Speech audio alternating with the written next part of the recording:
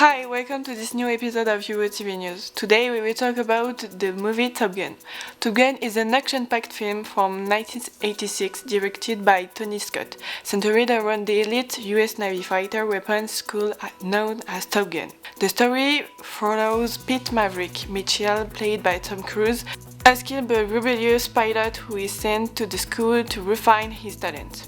There, he faces off against other top pilots, including the cool and confident Iceman played by Val Kilmer, while developing a close bond with his instructor, Charlie played by Kelly McGillis, as Maverick grapples with personal and professional challenges, including the tragic death of his best friend and fellow pilot Goose. He must learn to overcome his self-doubt and work as a part of a team to become the best of the best. The movie combines intense aerial combat scenes with personal drama exploring themes of rivalry, friendships, and growth. Top Gun became a massive cultural hit, influencing military recruitment and boosting Tom Cruise's career to international stardom. The context of Top Gun takes place during the Cold War in the 1980s. The period marked by intense rivalry between the United States and the Soviet Union. The plot focuses on the training of elite US Navy pilots in a very selective air combat school, the Top Gun Naval Fighter Weapons School, located in California. The school is designed to train the best fighter pilots by teaching them advanced techniques and preparing them for real air combat situations. The issues of propaganda in Top Gun can indeed be approached from a more strategic angle, especially as an American soft power tool in the 1980s. At the time, the United States was in the midst of the Cold War with Soviet Union, and cinema became a crucial vector for dissemination of American influence, culture, and values.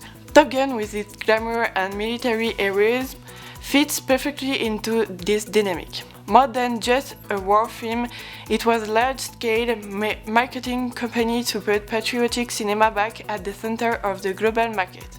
In brief, Top Gun is therefore not only an entertainment film, but a cultural project that actively participated in the promotion and idealized image of America, both by highlighting military heroism and national exceptionalism.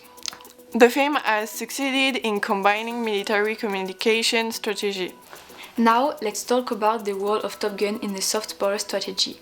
The film, produced by Paramount Pictures in close collaboration with the United States Department of Defense, illustrates a classic example of cooperation between Hollywood and the military authorities who spread a patriotic message and strengthened the image of the US military.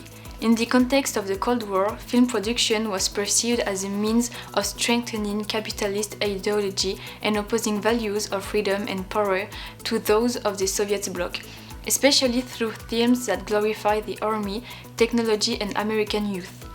Top Gun was a perfect showcase for this goal. He highlighted young elite pilots, ultra-modern fighter jets, values of camaraderie and personal sacrifice.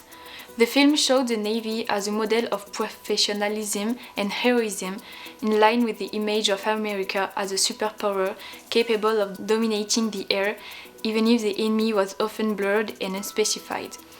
Not explicit mention of the Soviet Union, but the implicit threat of an invisible enemy persisted. A corporate propaganda. Hollywood and the Navy Hollywood has long been a key player in the world of images, and the collaboration with the Army has allowed Top Gun to enjoy unprecedented support. The Navy has provided fighter jets, ships, air bases, and experts to ensure the authentic representation of military technologies and procedures.